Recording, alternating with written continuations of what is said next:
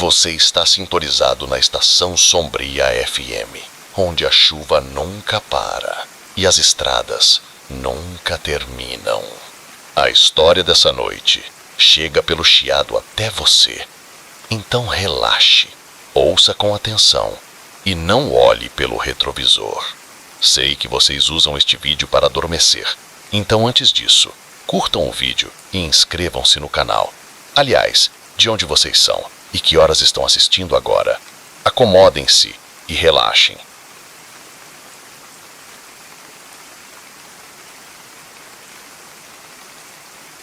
O clique do obturador da minha câmera ecoou pelo edifício abandonado, mas não foi o único som que ouvi. Baixei minha câmera. O inconfundível som de vozes abafadas e pés arrastando-se chegou aos meus ouvidos. Percebi que minha exploração urbana me levara direto para o meio de algo muito mais perigoso do que a arquitetura em ruínas. Sempre fui atraído por lugares esquecidos. Há algo assustadoramente belo nos edifícios abandonados, a maneira como a natureza lentamente retoma o que os humanos deixaram para trás. Como fotógrafo autônomo, fiz meu nome capturando essas paisagens urbanas em decomposição. Mas nada nos meus anos de exploração urbana poderia me preparar para o que encontrei na antiga fábrica de Oliveira. A fábrica estava no meu radar há meses. Uma vez o coração econômico da nossa pequena cidade no interior do Brasil, ela ficou vazia por quase 20 décadas, um grande lembrete de dias melhores. Havia rumores sobre o motivo pelo qual a fábrica havia fechado repentinamente, variando de dificuldades financeiras à contaminação tóxica. Seja qual for o motivo, ela se tornado um alvo irresistível para minha lente. Cheguei pouco antes do amanhecer. A luz suave era perfeita para as fotos sombrias que tinha em mente. A fábrica erguia-se diante de mim, suas janelas quebradas parecendo olhos vazios encarando o estacionamento coberto de mato. Uma cerca de arame farpado cercava a propriedade, mas encontrei facilmente uma abertura para passar. O interior era um sonho de fotógrafo. A luz da manhã filtrava-se por buracos no teto, iluminando a poeira que dançava no ar. As máquinas estavam silenciosas, a natureza lentamente tomando conta delas com cipós e musgo. Dediquei-me ao meu trabalho, indo de sala em sala, documentando a beleza assombrosa da decadência. Eu deveria estar lá há horas, completamente absorvido nas minhas fotografias. Foi no chão da produção principal que percebi que algo estava errado. A camada de poeira que cobria tudo estava perturbada aqui. Pegadas cruzavam o chão, e num canto havia um monte de embalagens de comida que não poderiam estar ali há mais de um dia. Meu coração acelerou. Não seria incomum encontrar pessoas buscando abrigo nesses lugares abandonados. Eu estava em dúvida se deveria cumprimentar quando ouvi vozes vindo de algum lugar mais profundo dentro do prédio. Aproximando-me, com passos silenciosos no chão empoeirado, as vozes se tornaram mais claras à medida que me aproximei de uma porta parcialmente aberta. Uma carga chega esta noite e precisamos estar prontos. Tem certeza que este lugar é seguro? Eu pensei que ouvi algo mais cedo. Provavelmente só ratos. Ninguém mais vem aqui. Congelado, meu sangue esfriou. Isso não era uma conversa casual. Essas pessoas, quem quer que fossem, estavam tramando algo ilegal. Comecei a recuar lentamente, prezando para que as velhas tábuas do chão não me entregassem. Na minha pressa, esbarrei em uma peça de maquinaria e o clangor metálico parecia ecoar para sempre no espaço cavernoso. As vozes pararam abruptamente. Que foi isso? Olhei ao redor, procurando desesperadamente um lugar para me esconder. Havia um velho armário com a porta entreaberta. Escorreguei para dentro, puxando a porta atrás de mim. Trouxe as fendas, observei 2 homens entrando na sala armados. Eu juro que ouvi algo, disse um deles, com os olhos vasculhando a área. Meu coração batia tão rápido que eu tinha certeza que eles iam ouvir. Tentei controlar a respiração, consciente de que o menor som poderia me entregar. Os homens moviam-se de forma metódica pela sala, verificando atrás das máquinas e em cantos escuros. Um deles estava perigosamente perto do meu esconderijo. Apertei-me mais dentro do armário, sentindo as teias de aranha roçar meu rosto. O homem mais próximo de mim xingou, puxando um celular do bolso. Ele ouviu por um momento e então disse: "Entendido, estaremos prontos." Ele se voltou para seu parceiro. "O chefe disse que as entregas foram antecipadas e precisamos preparar o cais agora." Eles deram uma última olhada suspeita pela sala antes de saírem. Esperei vários minutos angustiantes antes de ousar sair do armário. Minhas pernas tremiam e a adrenalina ainda corria pelos meus veios. Precisava sair dali rápido, mas enquanto me dirigia para a saída, um pensamento me ocorreu. Eu tinha alguma evidência do que quer que fosse essa operação criminosa? Minha câmera estava cheia de fotos que poderiam ajudar a polícia a acabar com isso. Eu realmente poderia simplesmente ir embora. A coisa mais sensata a fazer seria deixar imediatamente e ligar para a polícia de um lugar seguro. Mas algo me fez hesitar. Se eu pudesse tirar uma foto desses caras ou da carga que estavam comentando, isso poderia fazer toda a diferença. Era uma decisão estúpida e imprudente, mas me vi caminhando mais fundo na fábrica em vez de buscar a segurança. Segui o som da atividade para uma grande área de carga e descarga. Ao olhar ao redor de uma esquina, vi um grupo de homens ocupados preparando o espaço, limpando os destroços, instalando luzes e descarregando equipamentos de uma van. O que quer que estivesse chegando era grande. Com as mãos tremendo, levantei minha câmera. A lente telefoto me permitiria capturar imagens nítidas àquela distância. Comecei a tirar fotos, tentando capturar imagens claras dos rostos e dos equipamentos que estavam montando. Estava tão concentrado que não me percebi de alguém se aproximando por trás até que fosse tarde demais.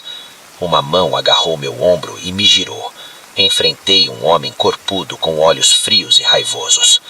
"Bem, ele rosnou. "Parece que temos um pequeno espião aqui."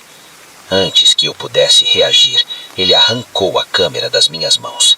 Instintivamente estendi a mão para pegá-la de volta. Ele me empurrou com força, fazendo-me tropeçar para trás. "Meninos", ele gritou, "vejam quem temos aqui." Os homens do cais correram até mim e rapidamente fui cercado por um mar de rostos hostis. Um deles, um homem alto com uma cicatriz na bochecha, deu um passo à frente. "Quem é você?" Eu gaguejei. "Sou apenas um fotógrafo. Estava tirando fotos do brídio, não queria..." "Cale-se a boca." Ele me interrompeu. Voltou-se para o homem que segurava minha câmera. O que havia nela? O homem corpudo folheava minhas fotos.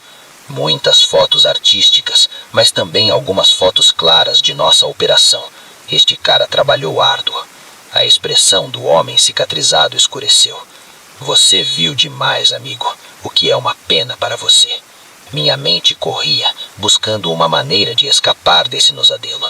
"Escute", disse, tentando manter a voz firme.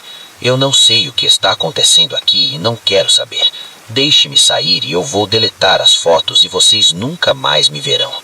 Ele riu, um som gelado e desprovido de humor. "Receio que não seja tão simples. Não podemos arriscar que você conte a qualquer um o que viu." Um dos outros homens falou: "Deveríamos matá-lo agora e jogar o corpo no rio?" O terror percorreu meu corpo. Eu ia morrer ali, naquela fábrica abandonada, tudo por causa da minha curiosidade estúpida. Mas então, um milagre à distância. Sirenes começaram a uivar e os homens se olharam em pânico. "A polícia?" um perguntou. "Não importa", disse o homem cicatrizado. "Precisamos nos mover agora." Na confusão que se seguiu, os homens correram para empacotar seu equipamento. Vi minha chance e corri, mais rápido do que nunca corri na minha vida. Ouvi gritos atrás de mim, talvez até um disparo, mas não parei. Saí da fábrica e continuei correndo, sem ousar olhar para trás. Não parei até chegar na rua principal, desabando na calçada enquanto carros de polícia passavam apressados em direção à fábrica. Depois de dar meu depoimento à polícia e identificar os homens a partir das fotos, soube a história completa. O grupo estava usando a fábrica abandonada como centro de distribuição de uma grande operação de tráfico de drogas. Minha descoberta acidental levou à maior apreensão de drogas na história do município. Minha câmera nunca foi recuperada, provavelmente destruída pelos criminosos antes de fugirem, mas o cartão de memória que salvei instintivamente ao ouvir as vozes forneceu evidência suficiente para garantir condenações. Nas semanas que se seguiram, enquanto lidava com o trauma do que havia vivido, comecei a questionar tudo sobre meu hobby de exploração urbana. Descobrir lugares esquecidos, de repente parecia vazio em comparação com os perigos muito reais que enfrentei. Realizei que essa experiência, por mais assustadoramente terrorizante que fosse, me mostrou algo importante sobre mim. Quando confrontado com a escolha moral de fugir ou reunir evidências que pudessem parar criminosos, escolhi agir apesar do risco. Não foi inteligente e eu não recomendaria que ninguém mais fizesse a mesma escolha, mas isso me mostrou uma coragem que eu não sabia que tinha. Ainda tiro fotos de lugares abandonados, mas agora sou muito mais cauteloso. E toda vez que entro em um edifício em decomposição, lembro-me daquele dia na fábrica, que serve como um lembrete constante de que às vezes as coisas mais perigosas que se escondem em lugares esquecidos não são as paredes em ruínas ou as máquinas enferrujadas, mas os segredos que elas guardam.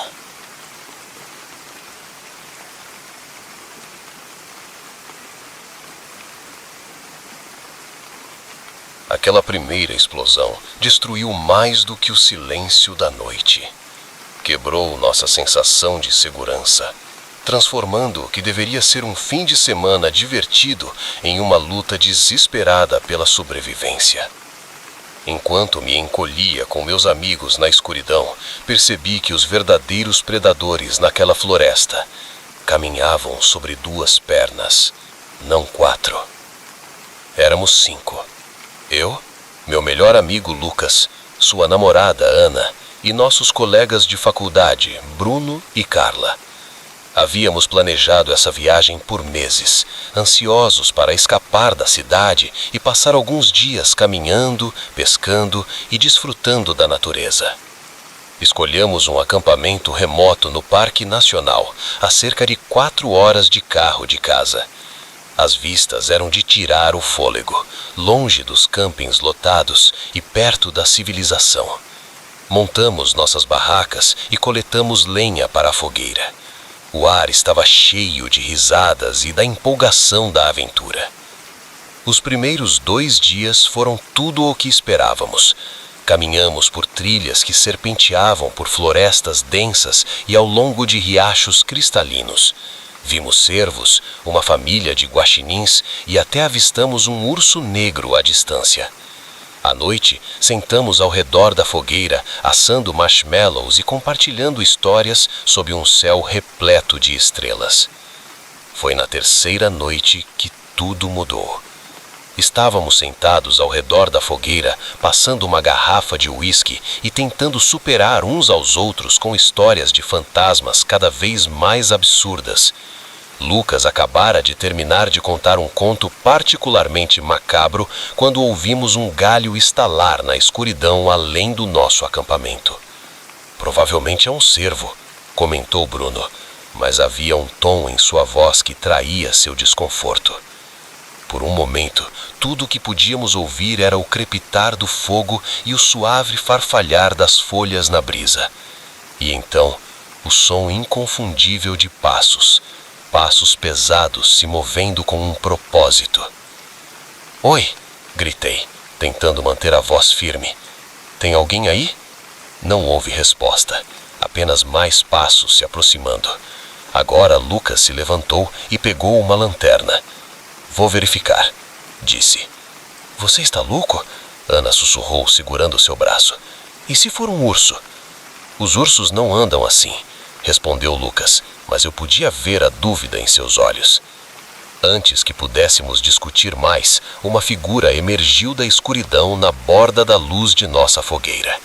Era um homem com uma barba desgrenhada e roupas que já viram dias melhores, mas o que chamou minha atenção foi o rifle que ele carregava, apontado diretamente para nós.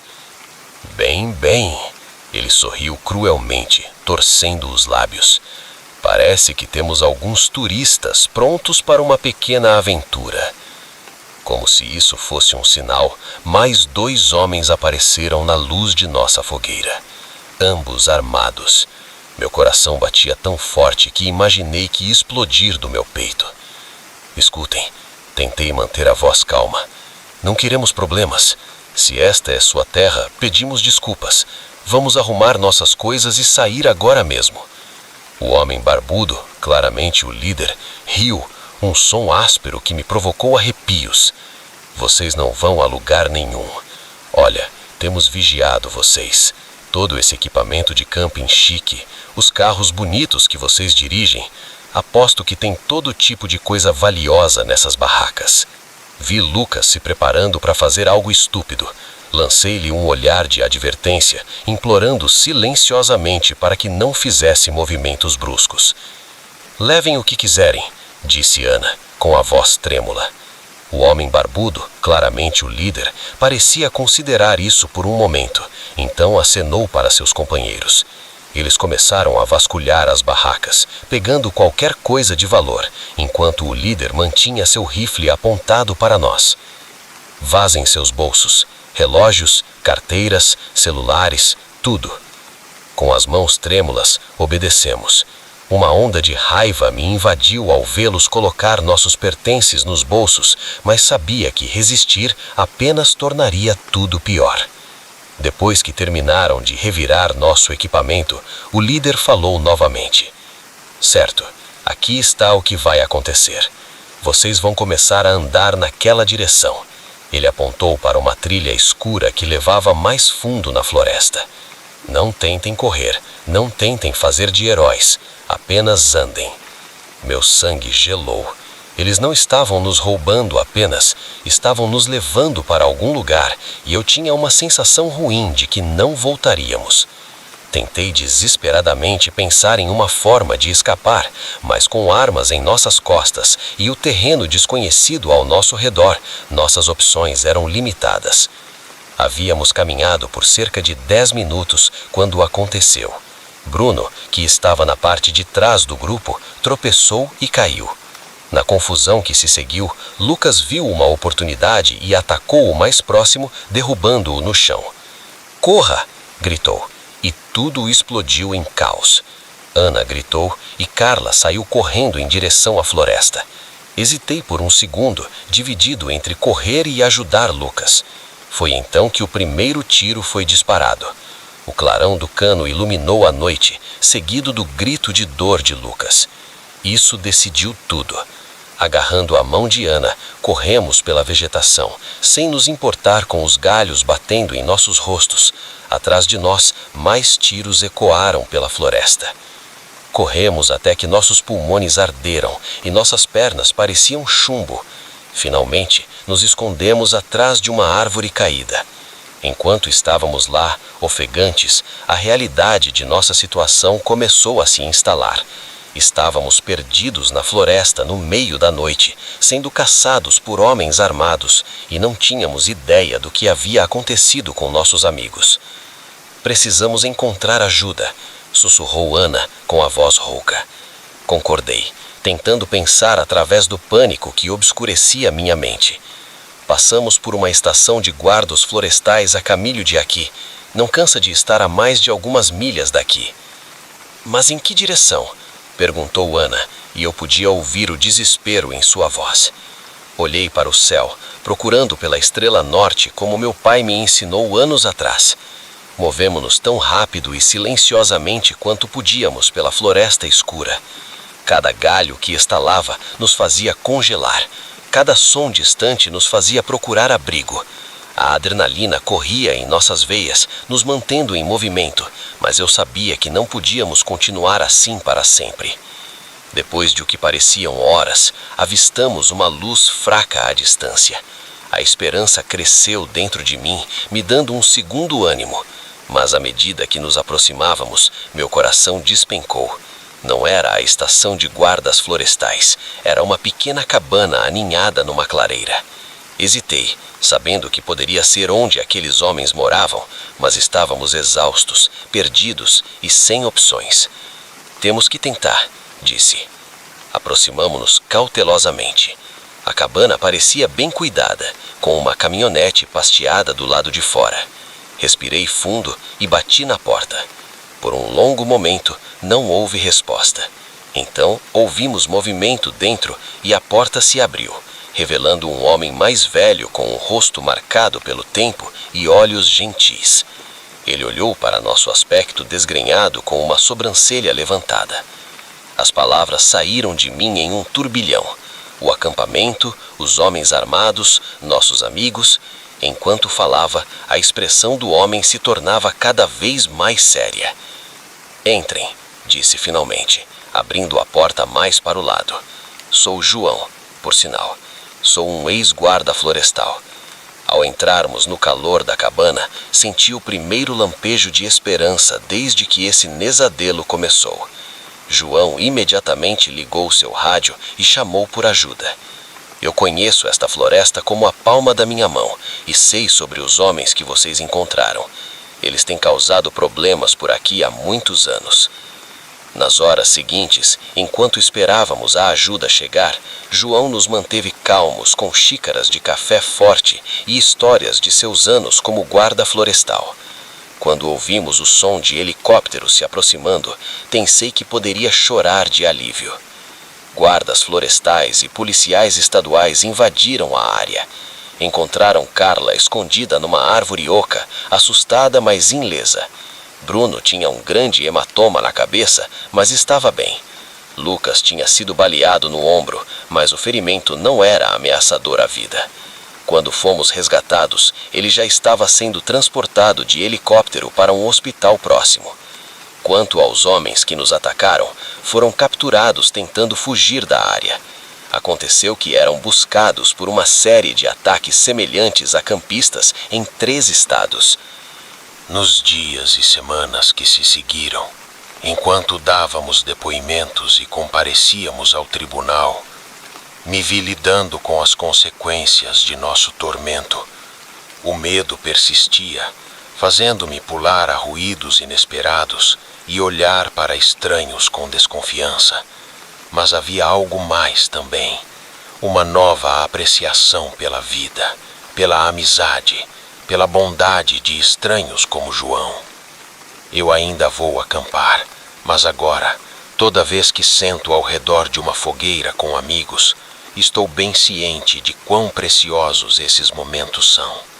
E sou grato não apenas pela beleza da natureza, mas pela força que encontramos em nós mesmos e uns nos outros quando mais importava.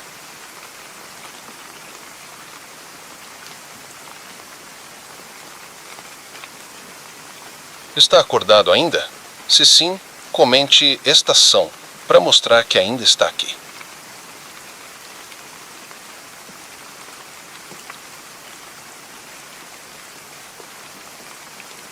No momento em que vi as marcas nos braços do pequeno Lucas, soube que algo estava terrivelmente errado.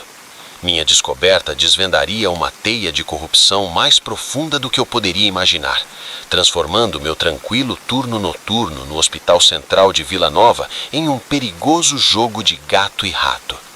Sou enfermeiro há mais de uma década, mas nada na minha formação me preparou para o que encontrei naquela noite.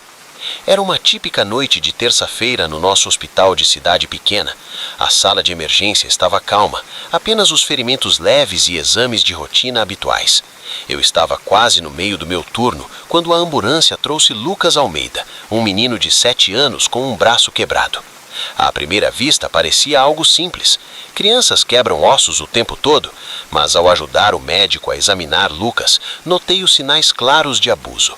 hematomas em vários estágios de cicatrização, uma fratura um pouco mais antiga que nunca havia sido tratada adequadamente e o jeito como Lucas se encolhia ao toque mais suave. "O que aconteceu, Lucas?" perguntei enquanto me preparava para montar o soro. "Eu caí da bicicleta", ele murmurou, não me olhando nos olhos. Seu pai, um homem alto, com barba bem aparada e um relógio caro, interveio rapidamente. Ele sempre foi desastrado, puxou a mãe, que Deus a tenha. Algo no tom do Sr. Almeida me deixou nervoso. Era suave demais, ensaiado. Já tinha ouvido explicações semelhantes de agressores antes, mas havia algo mais ali. Algo que não se encaixava com o que eu estava vendo. Enquanto continuava a cuidar de Lucas, percebi mais inconsistências. A localização e o padrão das lesões não combinavam com um acidente de bicicleta. Almeida olhava constantemente para seu celular, como se estivesse esperando uma mensagem importante. Lucas foi acomodado e o Sr. Almeida saiu para fazer uma ligação. Aproximando-me do Dr. Costa, o médico responsável, sussurrei: "Acho que precisamos relatar isso", explicando minhas suspeitas e lançando um olhar para a porta pela qual o Sr. Almeida havia saído. "Você tem certeza, Felipe? Isso é uma acusação séria e os Almeida são pessoas importantes nesta cidade." Fiquei surpreso com sua hesitação. O Dr. Costa sempre foi um defensor forte de seus pacientes, especialmente crianças. "Desde quando isso importa?" perguntei. "Se uma criança está sendo abusada?" "Vou investigar", ele me interrompeu com um tom firme. "Por enquanto, apenas termine o tratamento de Lucas e o dê de alta, eu cuido do resto." Isso me deixou inquieto. Não era apenas relutância que eu via, mas medo, como se ele soubesse de algo que não estava compartilhando. Voltei para o lado de Lucas, minha mente acelerada ao ajustar seu soro. Notei uma pequena tatuagem no interior de seu pulso, parcialmente coberta pela pulseira do hospital, que parecia uma série de números e letras. "Essa é uma tatuagem legal, Lucas. Você fez isso sozinho?" Os olhos de Lucas se alargaram em pânico e ele rapidamente cobriu seu pulso com a outra mão. "Não é nada. Por favor, não diga ao meu pai que você viu isso." O Sr. Almeida voltou e parecia agitado, conferindo seu relógio várias vezes. "Quanto tempo isso ainda vai levar?" exigiu. "Estamos quase terminando. Só preciso passar algumas instruções de cuidados pós-tratamento com você." Enquanto explicava como cuidar do gesso de Lucas, não consegui sacudir a sensação de que havia algo muito maior do que abuso infantil acontecendo ali. A tatuagem, o comportamento do Sr. Almeida e a relutância do Dr. Costa em relatar algo apontavam para algo sinistro. Terminei meu turno ao amanhecer, minha mente acelerada com possibilidades enquanto caminhava para o meu carro no estacionamento mal iluminado. Uma figura surgiu de trás de uma van. Meu coração pulou na garganta até que reconheci o Dr. Costa. "Felipe", disse ele, sua voz baixa e urgente, "precisamos conversar, e não aqui. Parque da Ribeira em 1 hora." Antes que eu pudesse responder, ele desapareceu nas sombras. Sentei-me em meu carro, perguntando o que fazer. Cada instinto me dizia que ia para casa e esquecer o que estava vendo e ouvindo, mas a imagem dos olhos assustados de Lucas me impediu de virar a chave na ignição. 1 hora depois, encontrei-me sentado em um banco no parque deserto, pulando a cada forfalho das folhas, tenso e nervoso. "Desculpe pelo que aconteceu mais cedo", começou ao chegar. "Não consegui falar livremente no hospital, as paredes têm ouvidos." "O que está acontecendo?" perguntei. O Dr. Costa suspirou pesadamente. "Não é só Lucas, tem outras crianças que estão desaparecendo do sistema e aparecendo meses depois com ferimentos inexplicáveis e aquelas tatuagens." Meu sangue gelou. "Você está falando de tráfico de crianças?" "Sim, mas é mais profundo do que isso. Juízes, policiais locais e até mesmo alguns membros da equipe do hospital estão envolvidos. Eles usam o hospital para consertar as crianças e as devolver ao mundo." "Há quanto tempo você sabe disso?" "Comecei a notar padrões há alguns meses. Estou reunindo evidências, tentando encontrar alguém em quem possa confiar para levar isso para os federais, mas eles estão me vigiando. Acho que suspeitam que eu saiba de algo." "Precisamos fazer algo", insisti. "Não podemos deixar isso continuar." O Dr. Costa concordou, "E é por isso que precisava falar com você. Tenho um contato no FBI, mas não posso arriscar entrar em contato direto. Preciso que você leve o que reuni até ele. Tudo o que encontrei está aqui: nomes, datas, locais. Tenha cuidado, Felipe, essas pessoas são perigosas. Eles não hesitarão em silenciar qualquer um que ameace sua operação. Só então a realidade do que estava concordando me atingiu. Não era apenas sobre relatar abuso infantil, mas sobre entrar em um mundo de crime organizado e corrupção. Os próximos dias foram um borrão de ansiedade e paranoia. No trabalho, notei que alguns membros da equipe estavam me observando mais de perto. Estaria eu imaginando coisas? Ou o aviso do Dr. Costa me deixou excessivamente suspeito? Consegui entrar em contato com um agente do FBI e marquei um encontro com ele num café na cidade vizinha, mas quando estacionei no estacionamento, notei um carro familiar. O sedã preto elegante do Sr. Almeida estava estacionado do outro lado da rua. Meu coração disparou e passei sem parar. De alguma forma, eles sabiam, a missão estava comprometida. Passei a hora seguinte dirigindo sem destino, tentando afastar possíveis perseguidores. Quando tive certeza de que não estava sendo seguido, fui ao único lugar que pensei que poderia ser seguro, a velha casa de minha avó na floresta. Enquanto me sentava na sala empoeirada e sentia o pendrive queimando um buraco no meu bolso, percebi a verdadeira gravidade da minha situação. Não podia voltar para casa, não podia voltar ao trabalho. Estava em um nível muito acima do meu, com informações que poderiam derrubar um império criminoso. Pensei em Lucas, em todas as outras crianças que poderiam estar sofrendo. Não podia deixar o medo me paralisar. Precisava encontrar uma maneira de levar essas informações às autoridades, não importa o risco. Usando um telefone pré-pago que comprei para emergências, liguei para o agente do FBI. O plano original está anulado, disse assim que ele atendeu, mas eu tenho as informações. Vou enviá-la, pedaço por pedaço, de diferentes locais. Eles não podem monitorar todas as agências de correio e cafés de internet do estado. Tenha cuidado, ele advertiu. Quando perceberem o que você está fazendo, virão atrás de você com tudo que tem. Desliguei, minha determinação fortalecida. Podia ser apenas um enfermeiro em uma cidade pequena, mas agora era a chave para descobrir uma conspiração criminosa que aterrorizava inúmeras crianças. Enquanto me preparava para partir em minha missão perigosa, pensei novamente nos olhos assustados de Lucas, na tatuagem escondida em seu pulso e em todas as outras crianças como ele, presas em um noisadelo do qual não podiam escapar. Sabia que o caminho à frente seria repleto de perigos e que minha vida como a conhecia tinha acabado, mas ao sair para o ar fresco da noite, uma estranha sensação de calma me envolveu. Pela primeira vez em minha vida, sabia com absoluta certeza que estava fazendo a coisa certa, não importa o custo.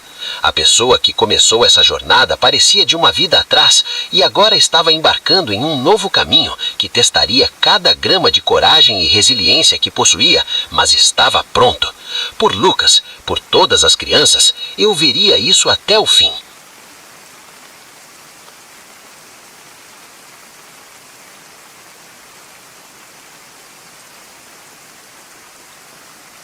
O dia em que encontrei as dentaduras do Sr. Almeida na minha caixa de correio foi o dia em que percebi que descobrir a verdade sobre o desaparecimento do meu vizinho poderia custar minha vida. O que começou como uma curiosidade inocente na nossa tranquila cidade de Vale Verde, rapidamente se transformou em um perigoso jogo de gato e rato, com eu sendo um rato involuntário. Me mudei para Vale Verde há 6 meses, em busca de uma vida mais tranquila após anos na agitação da cidade grande. Casas charmosas alinhadas em ruas arborizadas, rostos amigáveis no restaurante local e um senso de comunidade que eu há muito desejava. Meu vizinho, o Sr. Almeida, era um gentil idoso que sempre tinha uma palavra amável a dizer. Então seu súbito desaparecimento 3 semanas atrás me pareceu estranho. Um dia ele estava cuidando de suas rosas premiadas e no dia seguinte ele desapareceu. Nenhuma nota, nenhum endereço para correspondência, nada. Quando comecei a perguntar, obtive respostas vagas sobre ele ter se mudado para mais perto da família, mas algo não estava certo. Talvez fosse o jornalista investigativo que havia em mim, a parte que eu achava ter deixado para trás na cidade, ou talvez fosse a forma como a senhora Costa, do outro lado da rua, evitava olhar nos meus olhos quando eu mencionava o nome do senhor Almeida. Não conseguia me livrar da sensação de que havia algo muito errado em Vale Verde. Comecei a fazer perguntas casualmente, a princípio apenas como um curioso recém-chegado interessado na história e nas fofocas da cidade. Mas quanto mais investigava, mais percebia um padrão. As pessoas se calavam, mudavam de assunto ou lembravam de compromissos urgentes quando eu mencionava o senhor Almeida ou qualquer um dos poucos residentes que se mudaram nos últimos anos. Foi meu encontro com o oficial Ribeiro que me fez sentir pela primeira vez que estava mexendo em um vespeiro. Fui à delegacia ostensivamente para relatar um gato perdido. Eu nem tinha um gato. Mas, na verdade, o que eu queria era ver se conseguia alguma informação sobre o senhor Almeida. Senhorita Lima, disse o oficial Ribeiro, com um tom amigável, mas olhos duros. As pessoas vão e vêm. É melhor não se intrometer nos assuntos dos outros. Sorri e assenti, desempenhando o papel de recém-chegada repreendida. Mas, ao sair da delegacia, vi o oficial Ribeiro fazendo uma ligação, sua expressão sombria. Naquela noite, encontrei meu primeiro aviso, se é que se pode chamar assim. Uma ratazana morta na varanda da frente, com a barriga rasgada. Eu me disse que provavelmente era apenas um gato, mas o nó no meu estômago me dizia o contrário. Deveria ter parado ali, dado ouvidos ao aviso e voltado à minha vida tranquila, mas eu não conseguia. O mistério do senhor Almeida e dos outros me encaravam, exigindo respostas. Usando as habilidades que havia aprimorado como jornalista, vasculhei registros públicos em busca de padrões em vendas de propriedades, transações financeiras incomuns, qualquer coisa que pudesse lançar luz sobre o que estava acontecendo em Vale Verde. Foi assim que descobri a empresa chamada Vale Verde Empreendimentos, que parecia estar comprando propriedades pela cidade, sempre logo depois que os moradores se mudavam. A empresa estava ligada a um labirinto de empresas de fachada, mas eu estava determinada a desvendar isso. Estava tão absorvida na minha investigação que quase não percebi os sinais de que estava sendo observada. O mesmo carro estacionado do outro lado da rua dia após dia, a forma como as conversas paravam quando eu entrava na cafeteria local, as ligações que eram cortadas no meio da noite. Mas foram as dentaduras que realmente me fizeram perceber. Eu reconheceria a distinta cor dourada de uma das peças do senhor Almeida em qualquer lugar. Quando as encontrei na minha caixa de correio, ainda manchadas com o que parecia horrivelmente com sangue, entrei em pânico e corri para dentro, trancando a porta atrás de mim, com o coração acelerado. Isso já não era mais um jogo, era um aviso muito claro. Passei aquela noite encolhida na minha sala de estar, pulando a cada barulho. No dia seguinte, tomei uma decisão. Eu não podia parar agora, não quando estava tão próximo de descobrir a verdade, mas precisava de ajuda. Entrei em contato com uma ex-colega dos meus dias de repórter, alguém em quem confiava plenamente. Documentei tudo o que havia encontrado e enviei para ela com instruções para publicar tudo, se não ouvisse de mim dentro de 48 horas. Então, fiz a última coisa que qualquer um em Vale Verde esperava. Fui ao festival anual da cidade como se nada estivesse errado. Sorri, conversei, comi algodão poce caro e observei o tempo todo, esperando que alguém fizesse um movimento. Foi o prefeito Gomes que finalmente se aproximou de mim, com seu sorriso de político. Isabela, minha querida, disse ele, colocando uma mão em meu braço, que parecia mais um aperto de viseira. Por que você não se junta a mim para uma conversa em meu escritório? Há algumas preocupações que gostaríamos de discutir. Eu sabia que este era o momento da verdade. O seguia até a prefeitura, com meu celular no bolso, gravando tudo em segredo. O oficial Ribeiro estava lá, junto com vários empresários proeminentes que reconhecia. O ar estava carregado de tensão. Isabela, começou o prefeito, com o tom já não mais amigável. Ultimamente você tem sido uma figura inquieta, fazendo perguntas que não são de sua conta e se metendo em assuntos que é melhor deixar em paz. Onde está o senhor Almeida? Perguntei, decidindo ser direta. O senhor Almeida decidiu deixar a cidade, assim como vários outros que acharam Vale Verde inadequado para seus estilos de vida, respondeu friamente. E Vale Verde Empreendimentos, a empresa que parece adquirir propriedades toda vez que alguém convenientemente decide deixar a cidade? Uma expressão de surpresa cruzou o rosto do prefeito, rapidamente substituída pela raiva. Você realmente não sabe quando parar. Tem ideia do que está mexendo? Por que você não me diz? Desafiei, com o coração acelerado, mas minha voz firme. O que se seguiu foi uma confissão que me gelou até os ossos.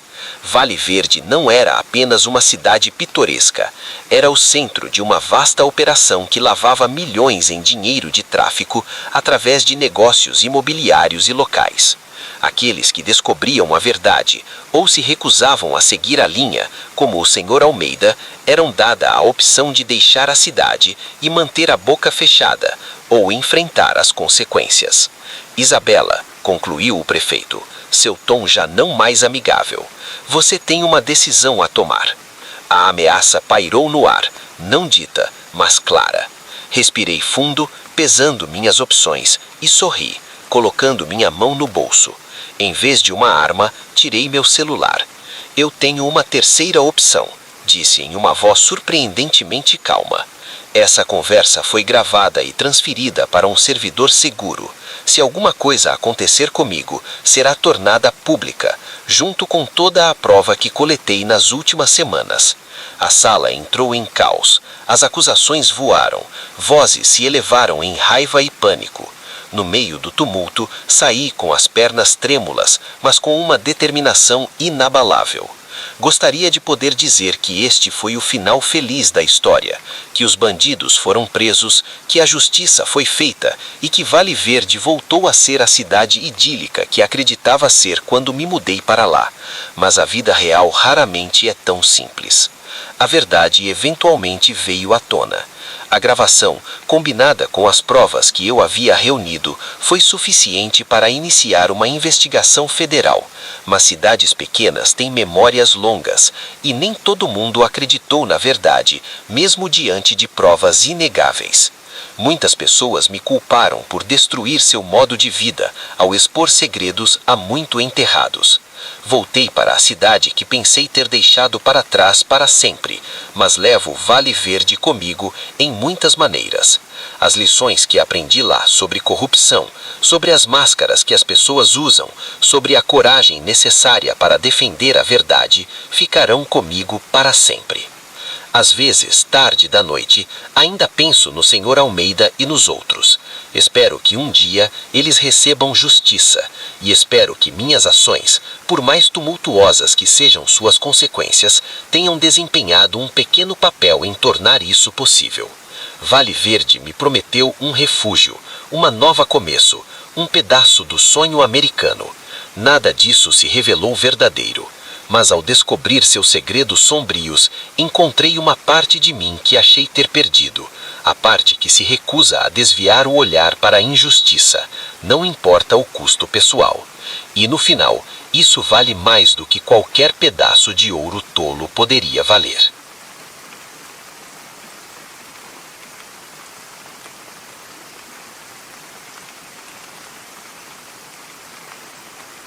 No momento em que vi os olhos selvagens e desesperados do homem que eu havia puxado do mar revolto, soube que cometeram um erro terrível. Meu ato de bondade ao resgatar um marinheiro naufragado havia convidado uma víbora para o meu santuário. E enquanto a tempestade rugia lá fora, percebi que o verdadeiro perigo estava agora trancado dentro do farol comigo. Eu era o guardião do farol de Ponta da Lua há quase uma década e havia aprendido a amar a solidão e o propósito que ele proporcionava. Empolerado em um penhasco rochoso na costa de Nova Jersey, o farol era meu lar, minha responsabilidade e meu refúgio de um mundo que muitas vezes parecia caótico e cruel. Tudo começou, como muitas coisas, com uma tempestade feroz que transformou o mar em uma fúria de ondas brancas e chuva torrencial.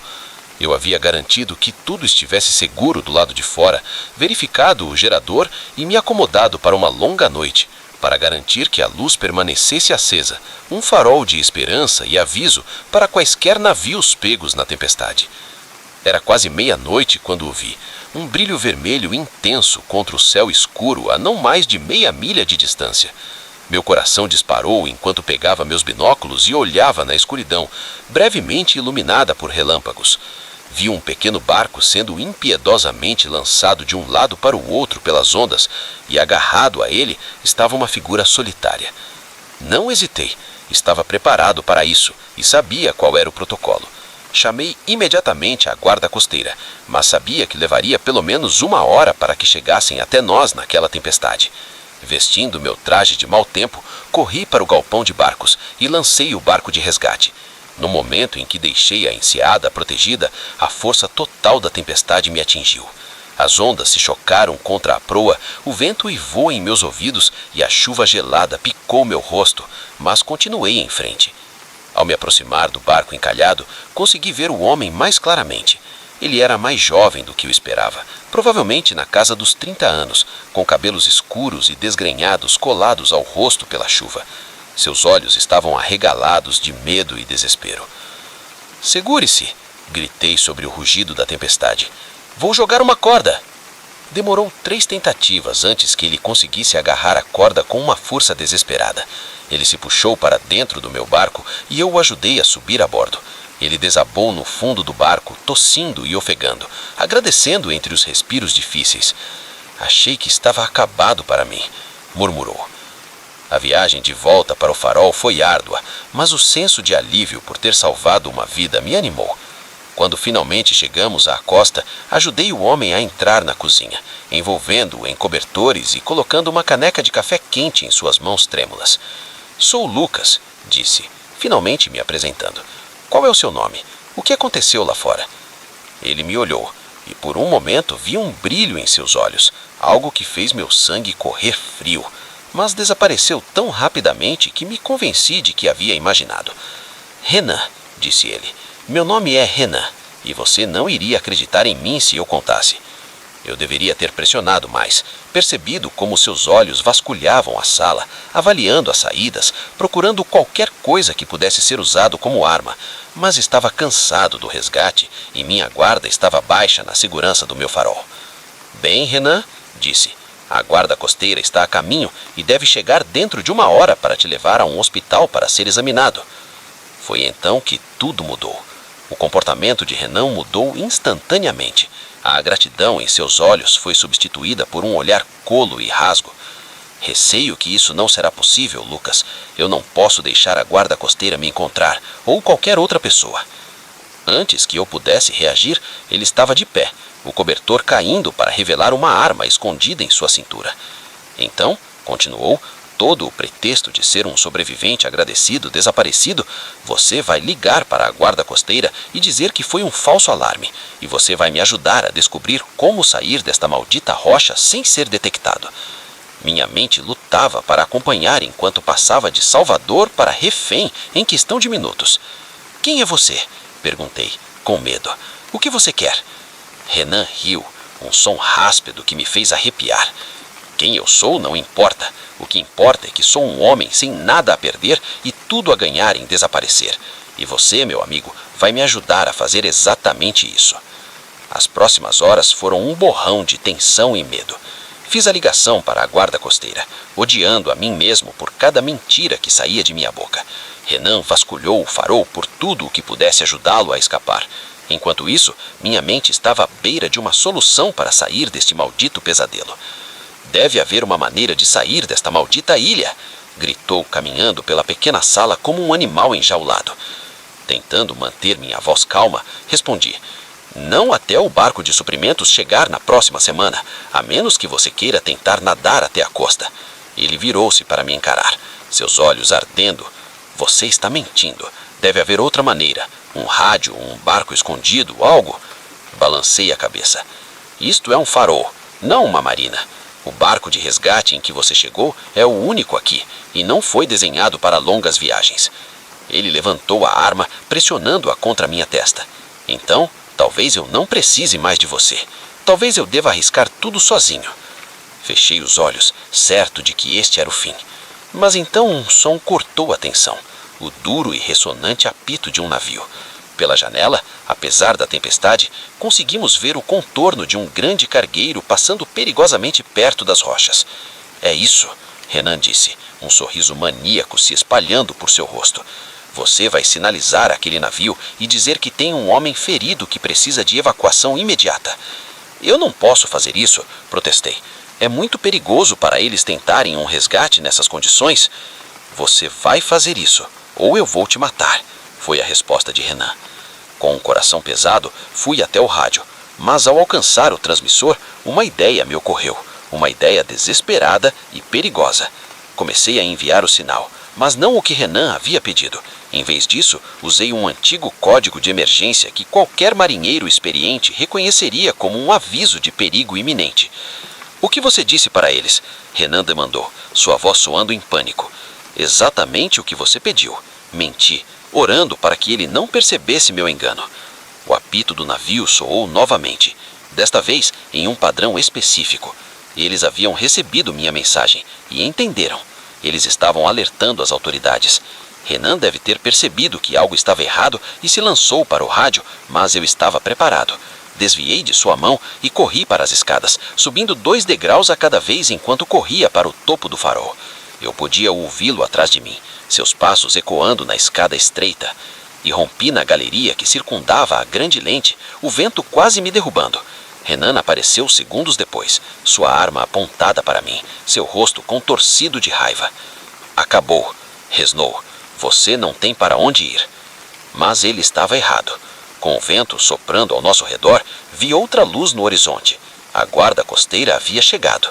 Nesse momento de distração, fiz meu movimento e me lancei contra Renan, lutando para agarrar a arma. Lutamos, equilibrando-nos precariamente perto da grade, e a arma disparou com um estrondo ensurdecedor no espaço confinado.